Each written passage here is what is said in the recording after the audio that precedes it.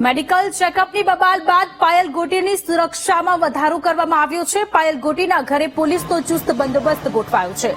બજારો અને શેરીઓમાં પણ પોલીસ જોવા મળી। પાયલ ગોટીના પરિવારજનો હાલ કંઈ કહેવાનો ઇનકાર કરી રહ્યા છે।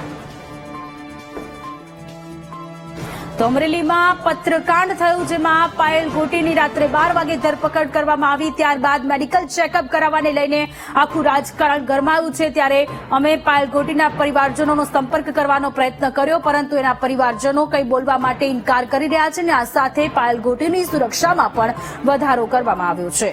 પાયલ ગોટીના ઘરે ચુસ્ત પોલીસના બંદોબસ્ત અત્યારે જોવા મળી રહ્યો છે। અમરેલીની શેરીઓમાં પણ પોલીસનો કાફલો ખડકી દેવામાં આવ્યો છે। બજારો અને શેરીઓમાં પણ પોલીસની હાજરી જોવા મળી રહી છે। પાયલ ગોટીના પરિવારજનો હાલ કંઈ પણ કહેવા માટેનો ઇનકાર કરી રહ્યા છે। મેડિકલ ચેકઅપની બબાલ થઈ।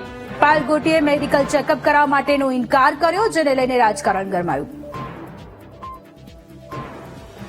સંવાદદાતા દિલીપ જીરુક આપણી સાથે જોડાયેલા છે। દિલીપ, પાયલ ગોટીના ઘરની આજુબાજુમાં પણ પોલીસનો બંદોબસ્ત છે।